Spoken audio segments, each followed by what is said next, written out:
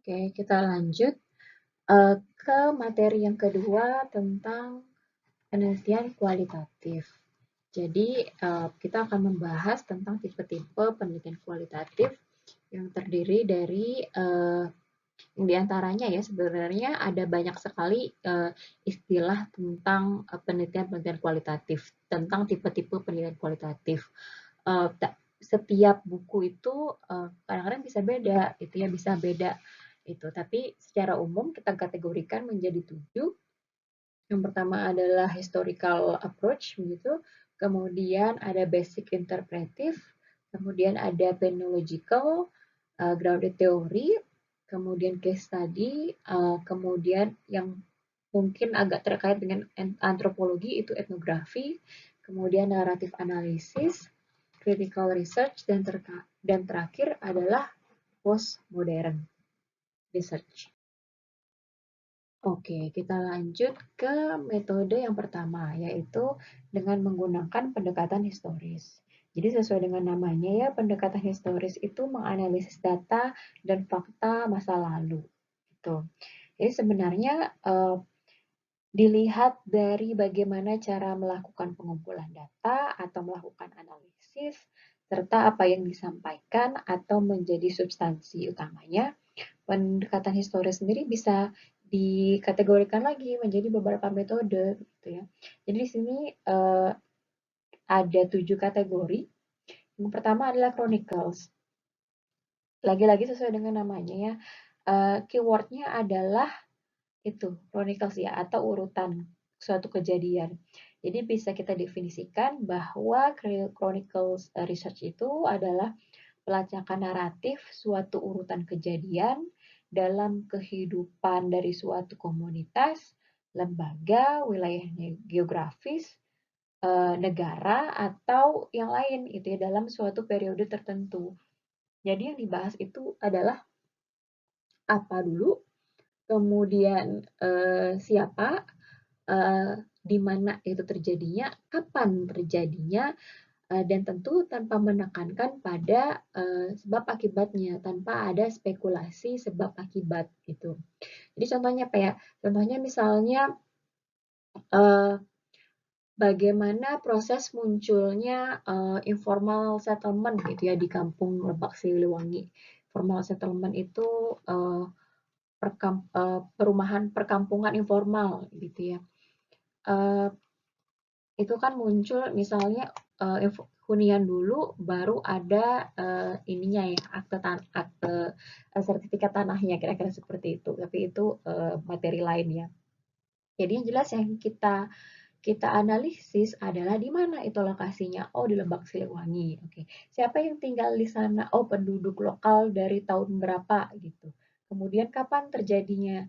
Nah, kita lihat bagaimana kemudian mereka beranak piana sehingga tetap tinggal di situ dan sebagainya sehingga muncullah hunian informal itu gitu ya. Jadi tanpa ada spekulasi tentang kenapa itu terjadi gitu ya. Tapi kita lebih menekankan pada urutan kejadiannya gitu. Kemudian yang kedua adalah explanatory historis. Jadi keywordnya adalah penyebab ya. Jadi analisis ini berusaha mencari penyebab terjadinya suatu kejadian itu. Atau misalnya kita cari adalah cara kenapa sih terjadi gitu ya. Cara tertentu apa yang menyebabkan kejadian tertentu terjadi. Gitu. Jadi yang kita analisis adalah aktor-aktor yang terlibat dan juga mengapa dilakukan gitu. Bisa juga jika dieksplor runtutan kejadiannya, tapi di setiap runtutan kejadian itu dicari penyebabnya atau stimulus dari kejadian tersebut. Gitu. Misalnya kalau tadi contohnya adalah pembentukan informal settlement gitu ya, hunian informal. Nah, di setiap fase itu kita cari penyebabnya, kenapa muncul gitu. Oh, karena misalnya tidak ada yang keluar kampung tersebut anak-anaknya gitu sehingga harus terjadi pembagian lahan segala macam gitu. Atau misalnya contohnya adalah kasusnya apa ya G30 SPKI misalnya. Kenapa bisa terjadi? Dimulai dari apa dulu gitu kira-kira. Kemudian yang ketiga adalah left course studies itu. Jadi life course studies kita berusaha menjawab pertanyaan bagaimana perkembangan seseorang itu dipengaruhi oleh keadaan masyarakat sekitar pada setiap tingkat waktu dari katakanlah setiap fase kehidupan individu gitu. Jadi di sini kita fokus pada interaksi individu dan kondisi sosialnya. Jadi sebenarnya untuk life course tadi kita menekankan pada perkembangan individu yang dipengaruhi oleh keadaan lingkungan sekitarnya atau sebaliknya ya perkembangan suatu individu yang dipengaruhi oleh masyarakat sekitarnya atau lingkungan sekitarnya dan juga mempengaruhi lingkungan sekitarnya itu. Apa ya contohnya ya mungkin teman-teman bisa pikirkan contoh sendiri yang kira-kira begini. Yang tokoh adat atau tokoh apa ya kampung gitu yang berhasil mengubah kondisi kampungnya gitu kira-kira seperti itu ya. Pasti ada ya, cuman saya tidak terbesit nama sejauh ini. Itu, terus kemudian jadi kira-kira di sini kita menekankan pada bagaimana seseorang itu muncul dan dipengaruhi atau mempengaruhi kondisi sekitarnya. Jadi penekanan kita ada pada individu dan lingkungannya gitu. Terus kemudian evaluatif historis yang keempat. Ini merupakan cerita atau laporan masa lalu yang isi dan bentuknya sangat dipengaruhi oleh nilai pendapat ahli sejarah.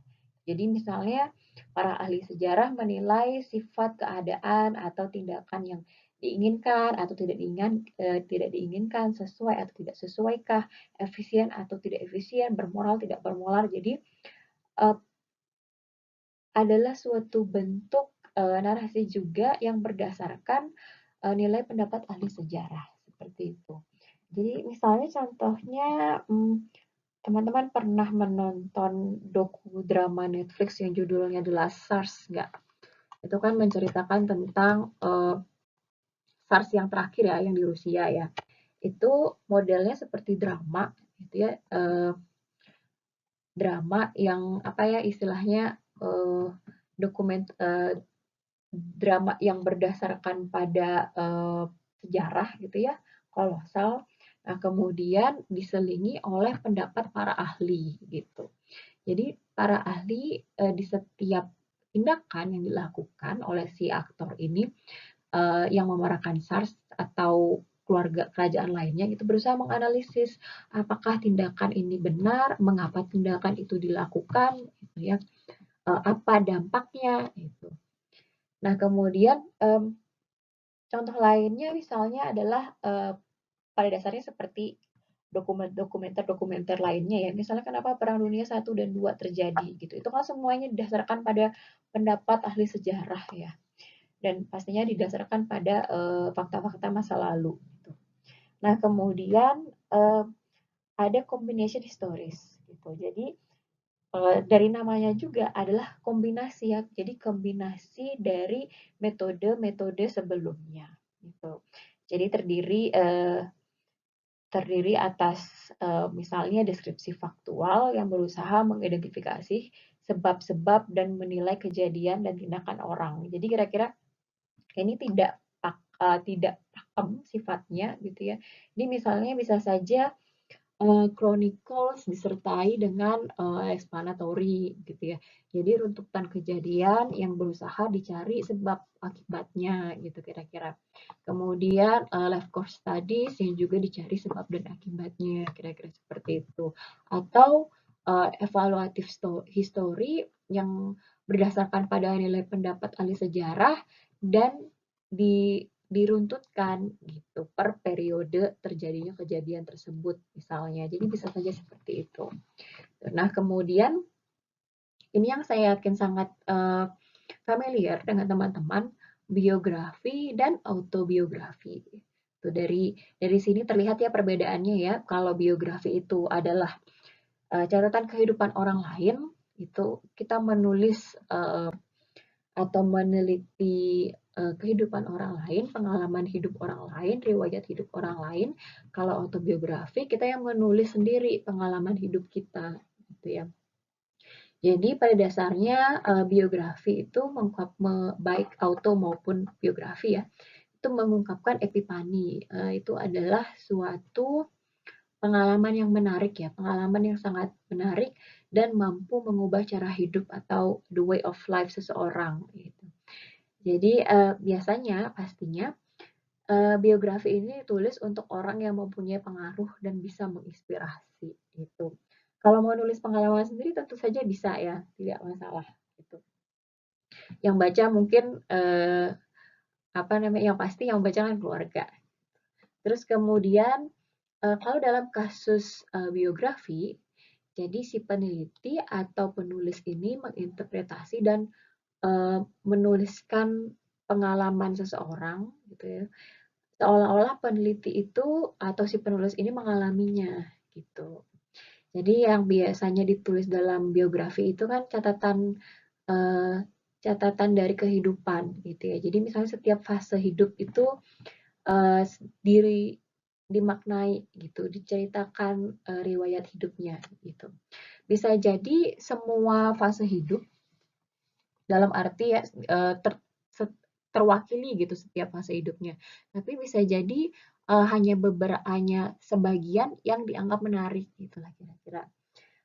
Kemudian dibuat narasi dan fokus pada pengalaman hidup gitu. Tapi bisa juga biografi itu kalau yang umumnya terjadi adalah si yang akan kita buat biografinya itu bercerita kepada kita ya, menceritakan pengalaman hidupnya, kemudian kita berusaha memaknainya, menyelaminya seolah-olah kita berada di posisi dia dan kita menuliskannya gitu ya.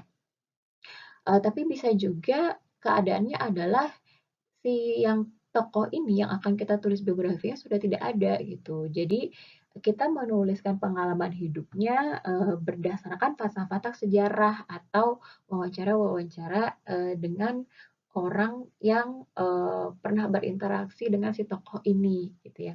Contohnya adalah biografinya Einstein gitu ya. Yang menulis itu kan belum pernah berinteraksi dengan Einstein misalnya seperti itu.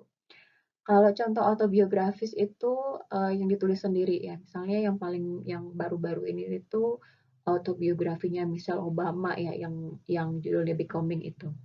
Nah, kira-kira seperti itu untuk pendekatan historis. Ya, kita lanjut lagi ke metode yang ke berapa ini kedua ya, yaitu basic interpretive. Jadi sebenarnya basic interpretive ini ada juga yang menyebutkannya sebagai basic kualitatif tadi ya, yang mana berarti studi kualitatif itu gitu ya. Karena sebagaimana kita sudah bahas di pertemuan kemarin, karakteristik utama analisis kualitatif itu kan bagaimana individu membangun realita terhadap interaksinya dengan dunia sosialnya gitu ya. Nah, ini kan sebenarnya adalah uh, konsep utama dari analisis kualitatif ya. Jadi sebetulnya metode yang kedua ini, kalau kita melakukan konsep penelitian kualitatif ini yang tadi saya sebutkan ini, yang kalimat yang pertama ini, kalau dia bingung melabelkan ini masuk penelitian kualitatif yang mana ya gitu, ya itu pada dasarnya ya ini gitu loh, basic basic interpretive atau basic kualitatif study gitu ya. Jadi jadi ketika peneliti hanya menyatakan penelitian itu suatu studi kualitatif tanpa melabelkan metode tertentu ya. Jadi tidak perlu melabelkan oh ini adalah studi apa ya chronicles misalnya atau ini adalah suatu bentuk life course tadi tidak ya. Tapi kalau hanya studi kualitatif ya ini berarti basic interpretive ya. Jadi sebetulnya kita balik lagi ke konsep tentang penelitian kualitatif kemarin. Intinya penelitian kualitatif itu kan pada keywordnya adalah pemaknaan ya. Nah, pemaknaan itu sebetulnya muncul karena dikonstruk gitu, dibangun. Jadi pemaknaan itu tidak melekat pada objek studinya gitu. Nah, sebagaimana kita bahas juga kemarin, pemaknaan itu kan harus dieksplor ya. Dan cara mengeksplor itu ketika kita menempatkan diri kita sebagai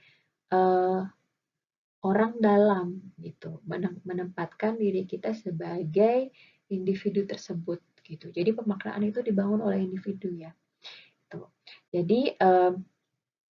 Jadi banyak juga yang mengatakan seperti ini. Pemaknaan itu kan temuan dalam analisis kualitatif ya. Jadi temuan dalam analisis kualitatif itu tidak ditemukan. Jadi temuan dalam analisis kualitatif is not discovered but constructed gitu. Berbeda dengan penelitian kuantitatif. Penelitian kuantitatif itu kan seolah-olah hasilnya itu di luar sana. Gitu. Hasilnya itu sudah ada di luar sana, menunggu kita temukan dengan cara mengumpulkan sampel, variabel apa saja yang dimasukkan, karakteristiknya ada atau tidak gitu ya. Jadi di situ bedanya. Kemudian dalam basic interpretive sendiri, peneliti akan fokus pada 3 hal ya. Yang pertama adalah bagaimana individu menginterpretasikan pengalaman mereka, persepsi ya berarti. Kemudian bagaimana individu membangun dunia dalam arti pemaknaannya dengan dunia sosialnya. Terus kemudian yang ketiga adalah apa makna dari atribut tertentu dalam pengalaman mereka itu, gitu ya. Jadi apa yang mereka bisa maknai dari pengalaman mereka tersebut gitu. Jadi dengan menjawab ketiga hal tersebut, tujuan utama dari analisis kualitatif atau dalam hal ini basic interpretive adalah peneliti memahami bagaimana individu-individu tersebut, partisipan-partisipan dalam penelitian tersebut memahami hidupnya dan juga pengalamannya, gitu ya. Jadi balik lagi ya, ini kan konsep dasar dari analisis kualitatif, gitu. Contohnya misalnya ada suatu penelitian untuk memahami bagaimana sifat belajar orang dewasa yang merupakan masyarakat non barat gitu, berarti timur ya. Jadi bagaimana pola sifat dan pola belajar kira-kira untuk masyarakat ketimuran misalnya. Baik, yang ketiga adalah studi fenomenologi. Nah, fenomenologi ini fokus pada pengalaman subjektif individu ya. Jadi dan bagaimana pengalaman hidup tersebut bertransformasi menjadi suatu kesadaran gitu.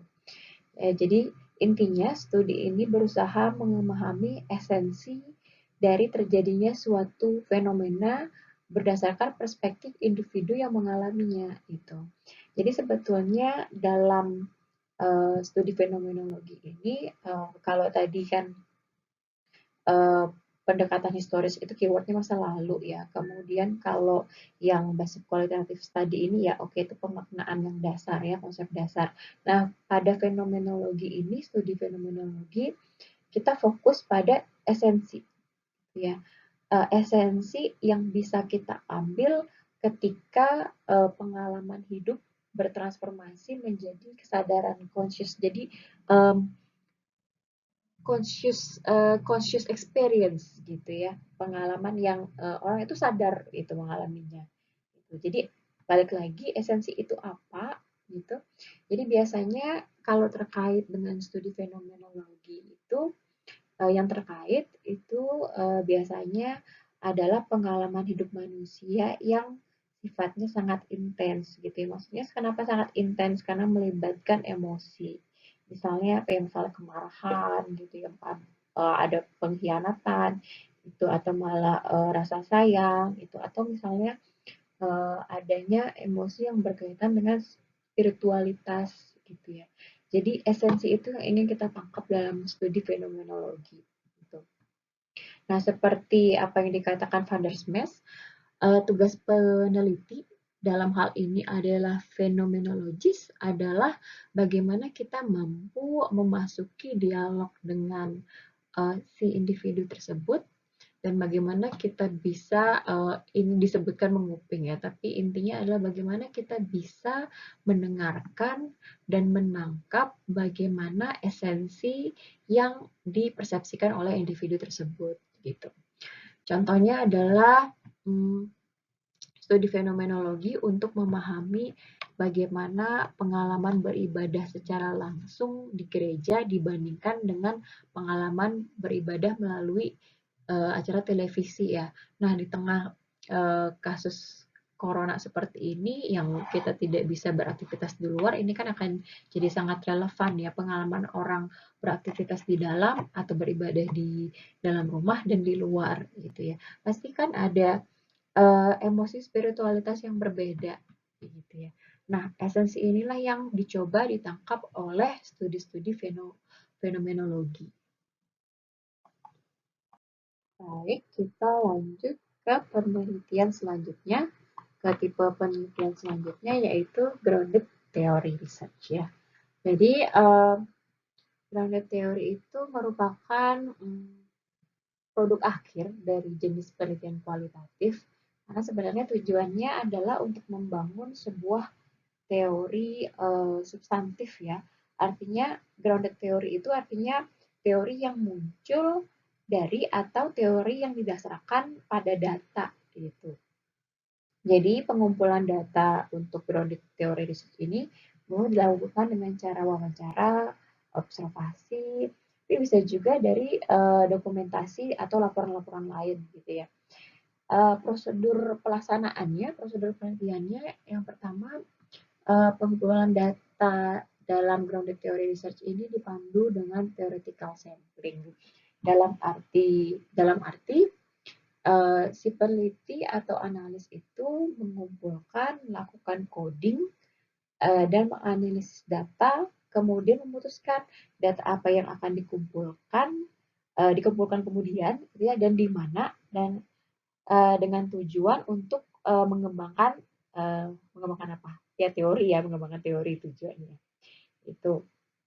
Nah, kemudian data dianalisis dengan menggunakan metode analisis komparatif konstan.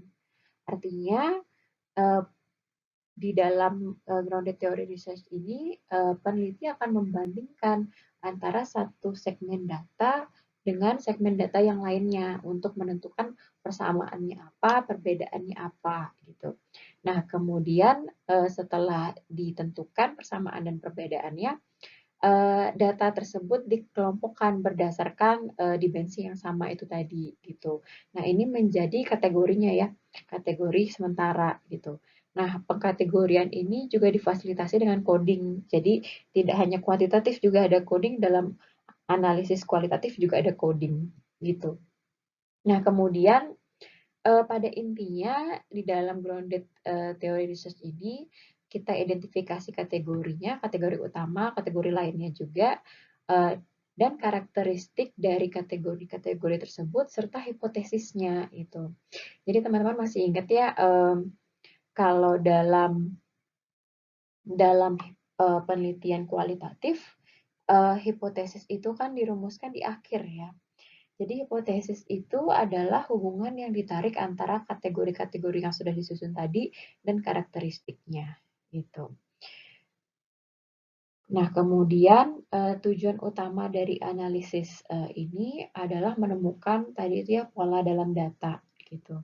Jadi pola-pola ini diatur dalam ya hubungan antara satu sama lain kategori tersebut yang tujuannya adalah untuk membangun teori gitu. Jadi ada hipotesis tadi ya.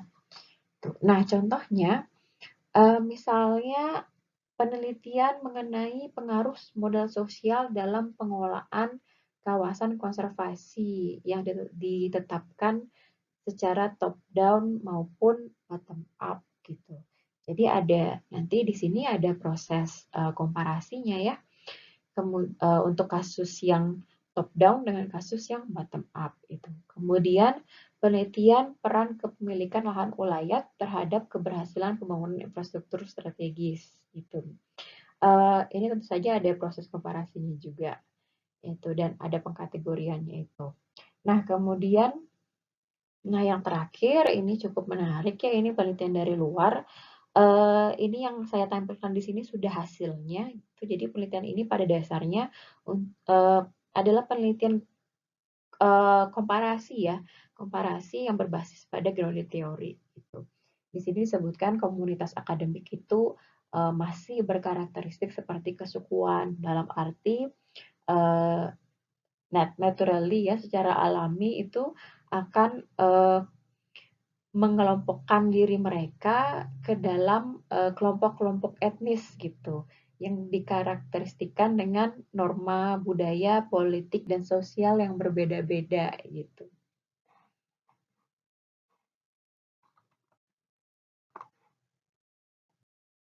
Kita lanjut ke penelitian kualitatif selanjutnya, yaitu case study. Saya yakin ini pasti teman-teman sering mendengar ya, penelitian penelitian apa dengan judul apa, studi kasus dengan studi kasus tertentu gitu ya.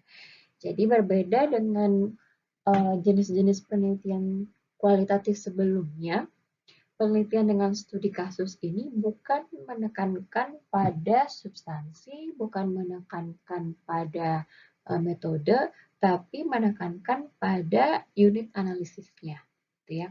Jadi kalau kita coba definisikan, penelitian case study itu adalah merupakan penelitian dalam bentuk deskripsi dengan analisis yang intensif dari suatu fenomena atau unit sosial yang bisa dalam bentuk individu, itu ya, kelompok, institusi, atau komunitas yang sifatnya bounded gitu. Jadi sifatnya itu terbatas. Gitu. Kalau hanya individu, ya satu individu itu. Kalau hanya satu kelompok itu saja. Kalau hanya komunitas itu, ya komunitas itu saja. Gitu ya. Atau dengan karakteristik yang sama, individu dengan karakteristiknya ini saja. Komunitas yang begini, gitu. Jadi terbatas. Gitu ya.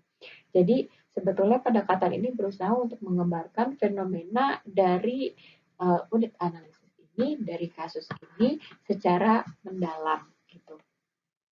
Nah, karena unit analisisnya kasus, maka prosedurnya diawali dengan memilih dan membatasi studi kasus kita. Gitu.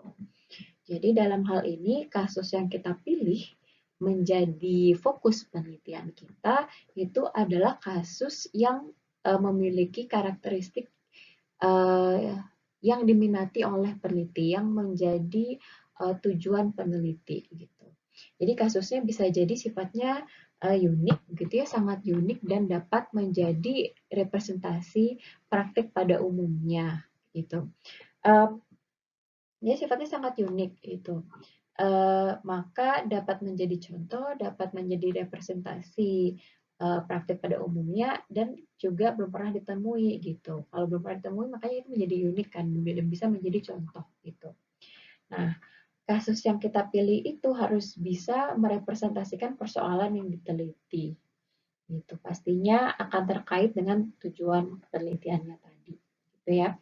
Nah, kemudian karena tadi kita bicara tentang unit analisis yang sistemnya terbatas, yang unik gitu ya. Sebetulnya cara menentukan apakah penelitian kita ini termasuk penelitian case study atau tidak, ya kita lihat saja gitu. Apakah untuk menjawab persoalan penelitian kita itu kita melakukan wawancara atau pengumpulan data ke banyak orang nggak atau ke banyak komunitas nggak gitu. Kalau misalnya iya gitu, tidak cukup hanya misalnya di satu komunitas gitu, maka itu bukan menjadi case study gitu ya. Jadi karena kasus ini unik itu, jadi tidak bisa dibedakan dengan konteks penelitiannya gitu. Jadi makanya kita menggunakan case study jika kita ingin merepresentasikannya dengan katakanlah dengan kasus-kasus yang memiliki konteks yang sama, yang memiliki karakteristik persoalan yang sama, gitu ya. Jadi maka dari itu Erikson berpendapat bahwa studi kasus ini fokus pada satu unit ya, fokus pada satu unit sehingga isu terkait generalisasi ini tampak sangat ditekankan gitu, tampak sangat besar dibandingkan jenis penelitian kualitatifnya gitu.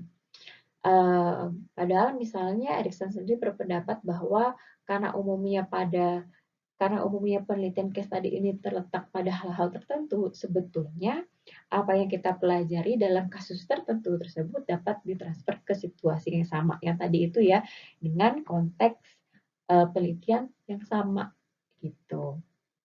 Dan biasanya karena case study ini unit analisisnya adalah kasus gitu ya, maka cenderung dikombinasikan dengan jenis-jenis penelitian kualitatif lain gitu. Misalnya apa ya? Misalnya penelitian berbasis historis gitu, tapi fokus pada case study apa, komoditas apa, itu misalnya, atau individunya apa, itu kan menggunakan case study juga, ya kan?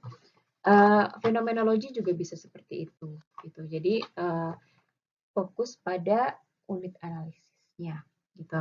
Nah, kemudian contohnya misalnya ada penelitian untuk memahami sejauh mana sekolah dapat mengakomodasi dan melakukan asimilasi populasi yang sebagian besar merupakan imigran gitu. Kalau imigran kan cenderung susah berasimilasi dengan lingkungan tempat ia bermigrasi gitu ya.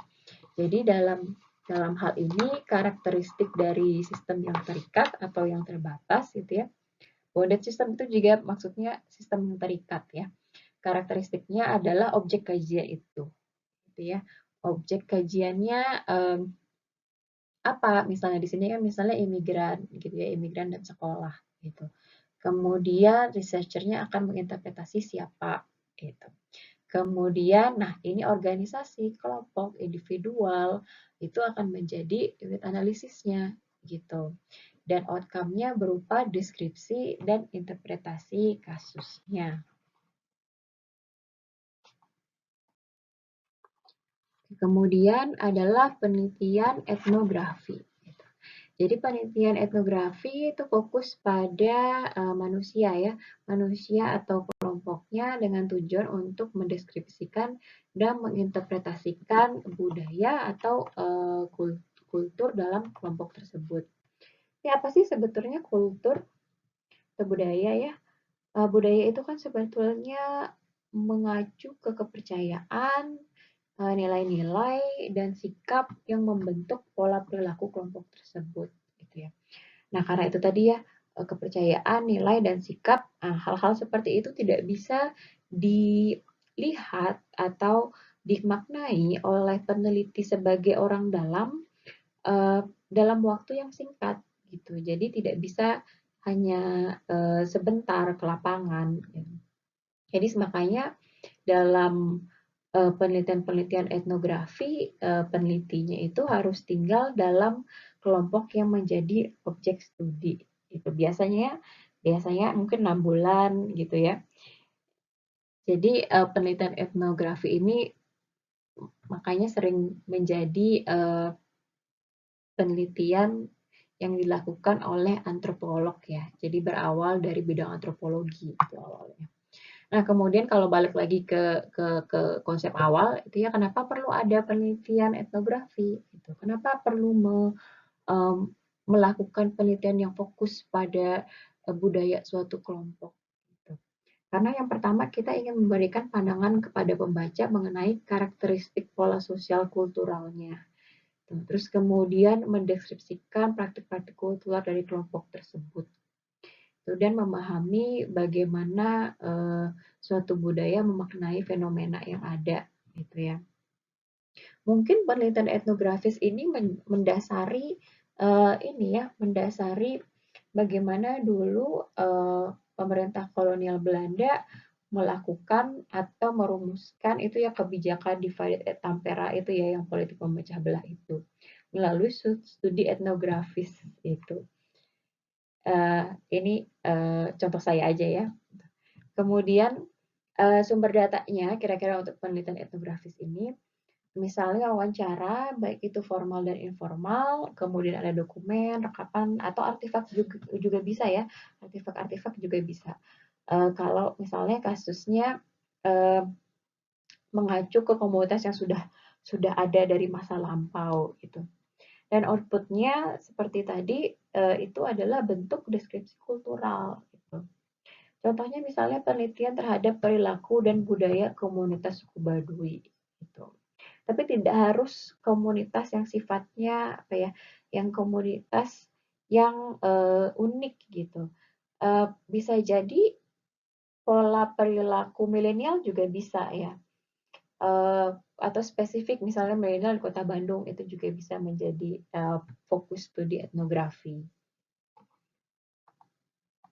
Ya, selanjutnya adalah naratif analisis ya. Dari judulnya pun menekankan pada narasi ya, atau dengan kata lain adalah cerita gitu. Jadi naratif analisis ini adalah suatu bentuk penelitian kualitatif yang menggambarkan cerita dari seseorang. Jadi keyword kita adalah cerita di sini gitu ya. Kemudian dari cerita tersebut kita pahami maknanya gitu. Yang diceritakan itu kan adalah pengalaman misalnya, pengalaman hidup seseorang gitu. Jadi seperti pada dasarnya penelitian kualitatif itu berusaha membuat cerita dari data yang ada gitu.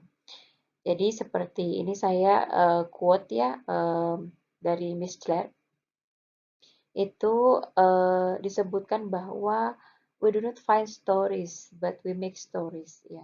Jadi dari data yang ada itu kita berusaha membuat cerita gitu, cerita yang valid gitu ya. Jadi misalnya salah satu bentuknya naratif analisis ini adalah pengalaman yang dijabarkan dalam format cerita dan format cerita tersebut eh, ada kronologisnya ya, ada alur ceritanya gitu. Contohnya misalnya biografi pun juga masih bisa masuk kategori naratif analisis ya. Kemudian life history atau autobiografi begitu. Nah, prosedurnya dalam naratif analisis ini peneliti berusaha menjelaskan sense of experience-nya begitu. Sense of experience yang diperoleh dari partisipan tersebut dengan cara membangun dan mengkomunikasikan makna gitu. Misalnya bagaimana budaya membentuk pemahaman si partisipan. Kemudian bagaimana perubahan situasi itu juga dapat mempengaruhi identitas personal gitu. Nah, sebetulnya dalam naratif analisis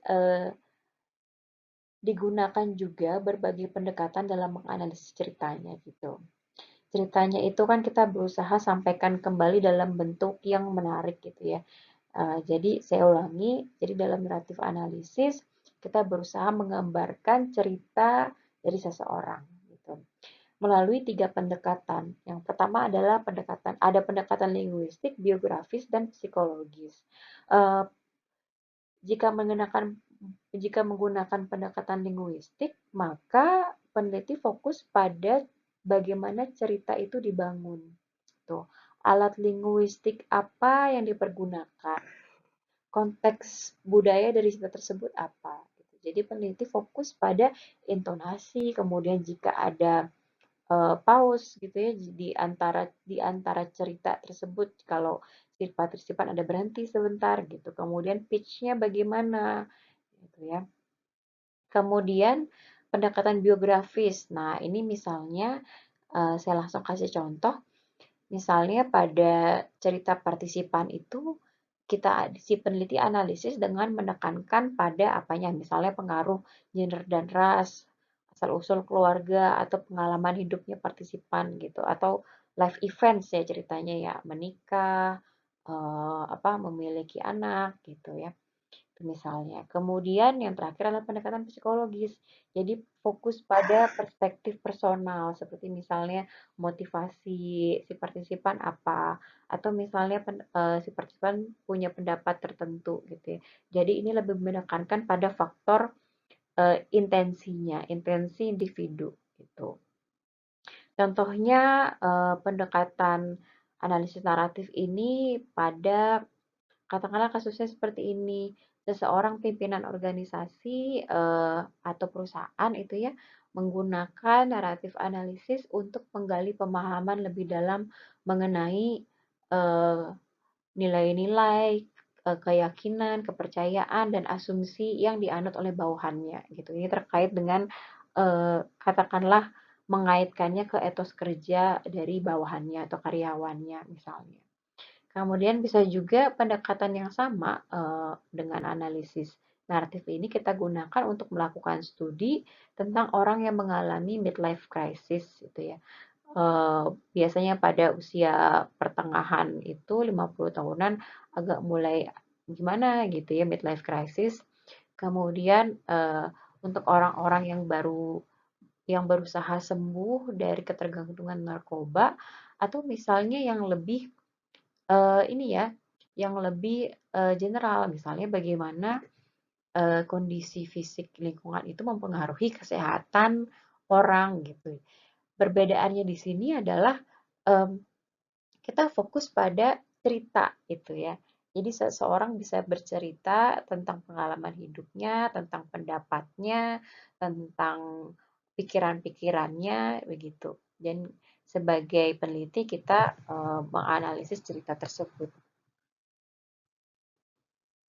Baik, kita lanjut ke tipe penelitian selanjutnya, yaitu critical research. Nah, um, dua tipe penelitian terakhir yang akan kita bahas yaitu critical research dan postmodern research agak berbeda dengan tipe-tipe penelitian sebelumnya. Perbedaannya adalah untuk critical research ini lebih mengarah pada suatu bentuk perspektif atau paradigma. Jadi bukan pada metodenya atau misalnya analisisnya, fokus analisisnya gitu ya, tapi lebih kepada perspektif uh, dan kerangka teori yang mendasarinya, kira-kira seperti itu. Jadi misalnya kalau untuk tipe-tipe penelitian sebelumnya itu kan kita mencari pengalaman hidup, persepsi, atau esensi dari individu atau budaya gitu ya dalam bentuk cerita gitu. Namun dalam critical research ini penelitian ini sifatnya untuk mengkritik gitu. Mengkritik, men-challenge, menantang, mentransformasi atau malah menguatkan gitu ya. Harapannya supaya orang-orang individu-individu tersebut mengambil suatu tindakan sebagai hasil dari penelitian ini gitu. Jadi pikirannya paradigmanya lebih jauh ke depannya. Jadi fokusnya tidak hanya untuk menggali sesuatu, memecahkan suatu masalah gitu ya, tapi berusaha untuk menggugah sistem yang ada gitu. Jadi saya tekankan lagi tujuan dari penelitian ini lebih kepada mengkritik dan menantang adanya suatu istilahnya power relations atau hubungan kekuasaan gitu ya. Ini kalau diartikan power relations itu adalah suatu bentuk matriks aktor-aktor dan interaksi antar aktor tersebut gitu. Nah, power relations inilah yang berusaha di-challenge oleh critical research ini. Power relations ini berusaha ditantang ketika terjadi ketidaksetaraan asumsi dan struktur sosial yang berlangsung gitu ya. Misalnya pada critical research ini melalui pendekatan filosofis kita lihat adanya pertentangan, persoalan, atau misalnya ketidakseimbangan dalam subjek penelitian kita. Ya, misalnya banyak studi-studi kualitatif yang berbasis pada teori-teori kritis, misalnya teori feminis, teori kesetaraan ras, teori postkolonial atau teori postmodern gitu ya. Nanti kita bahas tentang postmodern ini. Nah, secara kolektif studi inilah yang disebut sebagai studi-studi kritis gitu. Nah, jadi lagi-lagi di dalam critical research ini sifatnya bukan untuk membuat sesuatu terjadi atau untuk menyelesaikan suatu permasalahan gitu ya. Dan karena itu tidak ada suatu penyimpulan teori di dalamnya gitu ya. Nah, bentuknya pun bisa macam-macam. Misalnya bisa seperti critical ethnography gitu ya atau critical narrative study. Kalau untuk critical ethnography jadi penelitiannya tidak hanya berusaha menafsirkan praktek-praktek kultural gitu ya, atau memaknai fenomena budaya gitu, tapi juga berusaha untuk mengungkap sistem budaya yang menindas atau memarjinalkan kelompok tertentu. Misalnya apa ya? Misalnya penelitian etnografis kaum migran di kota besar gitu ya. Dan kalau kasusnya kota-kota di barat kenapa migran yang berkulit hitam misalnya cenderung termarginalkan gitu. Nah, jadi apapun desain metodenya, apapun yang menjadi objek analisisnya, si peneliti ini tetap mendasarkannya pada investigasi sifat hubungan kekuasaan atau power relations yang ada. Jadi dalam istilahnya dalam survei gitu, dalam mengajukan pertanyaan yang kita tanya adalah siapa sih yang memiliki kekuasaan, aktor-aktornya siapa saja gitu ya. Kemudian bagaimana interaksi antar aktor ini terjadi, bagaimana proses negosiasinya. Gitu. Kemudian bagaimana sih struktur dalam komunitas ini sehingga dapat memperkuat terjadinya distribusi kekuasaan gitu ya. Nah, dengan paradigma penelitian ini sebetulnya kita berasumsi bahwa masyarakat secara tidak sadar itu menerima sesuatu sebagaimana adanya gitu, sehingga memperkuat status quo. Um, Katakanlah pada suatu studi yang berbasis pada teori feminis gitu ya. Nah, studi-studi ini umumnya mengasumsikan bahwa kelompok masyarakat tertentu pada lingkup kelompok masyarakat tertentu gitu ya, perempuan kerap menjadi masyarakat kelas 2 gitu, dan seringkali si anggota kelompok yang perempuan pun menerimanya gitu. Ini kan yang terjadi pada katakanlah sebelum era suffragette itu, yaitu kalau kalau di negara-negara barat sebelum tahun 1920-an lah kira-kira. Kalau kita mungkin agak agak agak ke belakang ya, sekitar 90-an gitu. Nah, um, jadi penelitian kritis ini berusaha membuat dinamika ini kelihatan gitu, adanya ketidakseimbangan ini kelihatan gitu, sehingga orang-orang berusaha menantang hubungan kekuasaan yang ada, power relations yang ada gitu. Nah, jadi lagi-lagi saya tekankan disebut sebagai critical research karena kita kritis dalam konteks kerangka teoritis yang mendasari penelitian ini, dan karena kita berusaha men-challenge hubungan kekuasaan yang ada gitu, power relations yang ada gitu. Dan juga penelitian ini dari penjelasan yang tadi ya, itu kurang berfokus pada individu kan, tapi lebih berfokus pada konteksnya.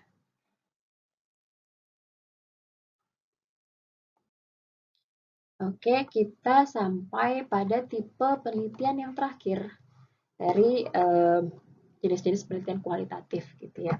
Nah, kalau tadi saya sebutkan bahwa critical research itu agak berbeda dengan tipe-tipe penelitian kualitatif sebelumnya, postmodern research lebih berbeda lagi gitu ya.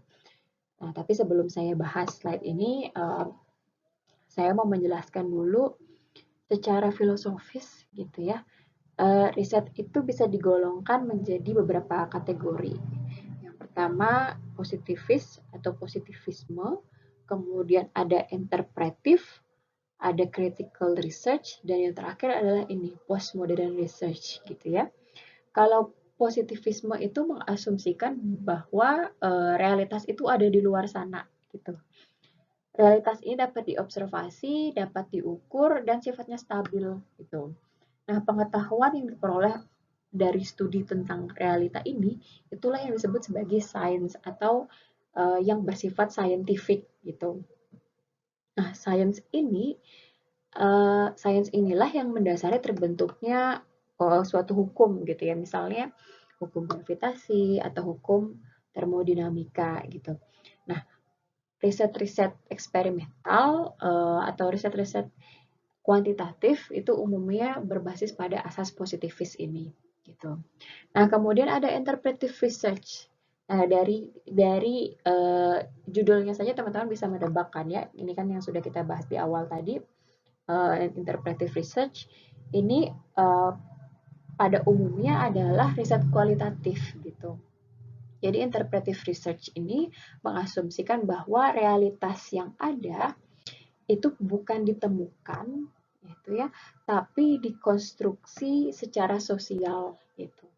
Dan tidak ada realitas yang sifatnya tunggal atau dapat diamati gitu. Nah, realitas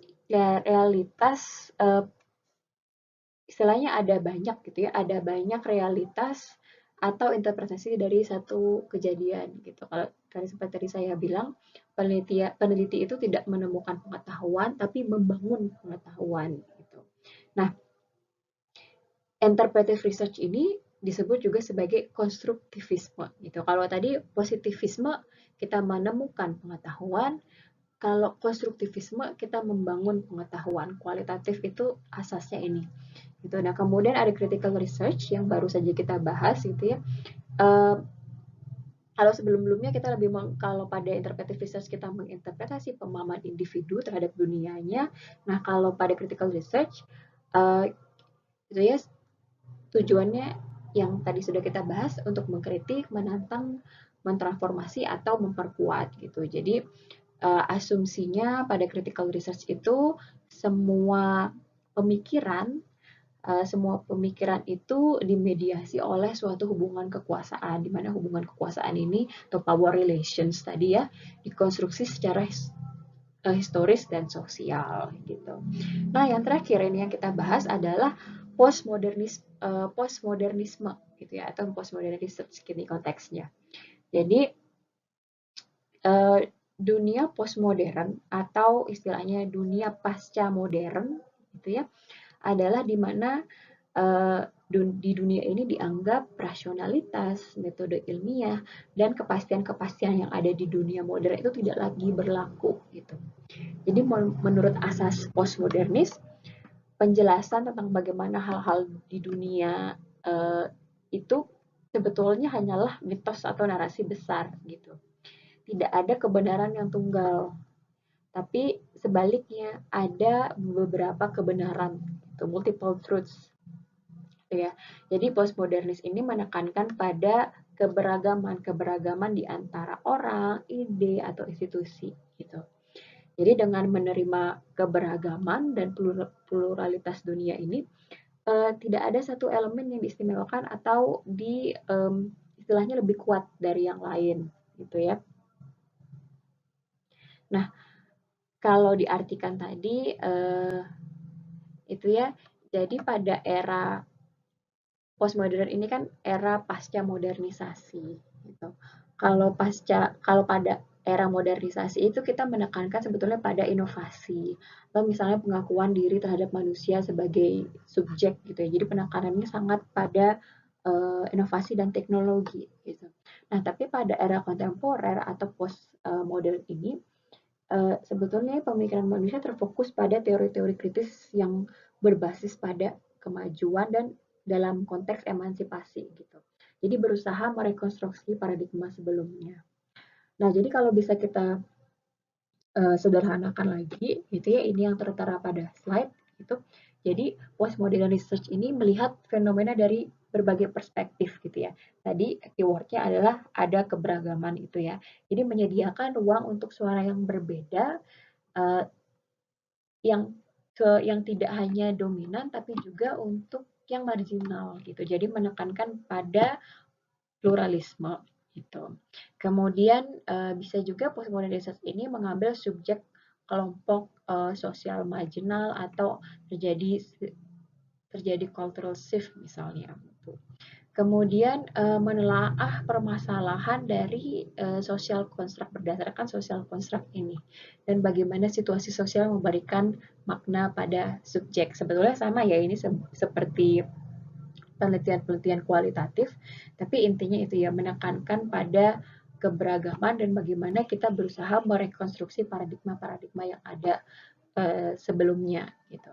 Nah, karena postmodern ini itu berbasis pada asas keberagaman pada kebenaran gitu. Jadi multiple truths. Jadi penelitiannya pun sifatnya sangat eksperimental, kreatif, tidak memegang metode saintifik gitu. Karena sangat unik, jadi tidak mungkin ada dua studi postmodern yang serupa gitu. Kemudian itu tadi yang mengutamakan well-grounded proses, ada basisnya gitu ya, ada asas teorinya juga. Kemudian nah asas teori yang tadi itu sebenarnya mirip juga dengan critical research. Jadi kita bisa pakai asas teori misalnya feminis atau misalnya social justice, apalagi yang tadi saya sebut pada critical research, postkolonialisme, misalnya kesetaraan ras gitu ya, dan juga mempertimbangkan pluralisme dan menyeimbangkan kompleksitas. Kemudian tentunya interpretasi yang dibangun perlu diuji atau dibandingkan dengan interpretasi lain. Sejatinya postmodern ini bukan mencari satu kebenaran ya, tapi ada beberapa kebenaran gitu. Jadi postmodern ini sifatnya filosofis gitu ya, sifatnya filosofis dan diadopsi ke dalam riset, yaitu dalam hal ini disebut sebagai studi postmodern. Ya, tadi dari penjelasan tentang postmodern research itu belum disertai dengan contoh ya. Kalau saya coba beri contoh itu seperti ini, postmodern research, tapi tidak apa-apa ya, slide-nya tetap yang ini saya tampilkan. Jadi contohnya, misalnya kita melakukan dekonstruksi ya. Dekonstruksi ini sebetulnya erat dengan pendekatan postmodern gitu ya. Dekonstruktivisme gitu ya. Jadi paham ini berusaha melacak makna-makna yang kontradiktif atau ironi dan memberi makna lain gitu loh terhadap sesuatu gitu. Jadi sebagai contohnya saya pakai contoh penerapannya dalam penelitian sastra gitu ya, yang masih juga tergolong penelitian budaya gitu. Seperti contohnya pada pendekonstruksian dalam cerita Sidul gitu. Saya asumsikan teman-teman pernah nonton Sidul ya, Sidul anak Betawi itu. Nah, pada umumnya Sidul ini kan digolongkan menjadi tokoh protagonis ya. Ya kan ya, kalau lagunya kan dibilang Sidul ya rajin menabung, rajin sembahyang dan mengaji bla bla bla bla gitu ya. Tapi melalui paham dekonstruksi, melalui proses dekonstruksi ini keadaan itu justru jadi terbalik gitu. Sidul itu bukanlah dianggapnya sebagai pahlawan gitu ya, dianggap sebagai protagonis gitu. Tapi melalui paham dekonstruktivisme kita memahaminya Sidul itu adalah seorang pemuda yang justru tidak punya pendirian dan mudah bimbang gitu. Oleh karena sikapnya yang tidak punya pendirian, jadi siapa namanya Sarah dan Zainab gitu ya. Jadi sama-sama menderita gitu. Itu perbedaannya. Atau contohnya misalnya atau kita pakai contoh dalam bidang kita ya, bidang perencanaan wilayah dan kota ya. Postmodernisme ini menekankan pada bahwa dalam melakukan suatu perencanaan ya, baik itu perencanaan kota maupun perencanaan wilayah gitu, tidak ada satu cara yang benar gitu. Misalnya apa ya? Misalnya semua pemukiman kumuh harus tidak ada di kota gitu supaya kotanya lebih estetis itu misalnya. Ya, tapi yang terjadi misalnya semua dipindahkan ke apartemen, ke flat, ke rusunawa gitu.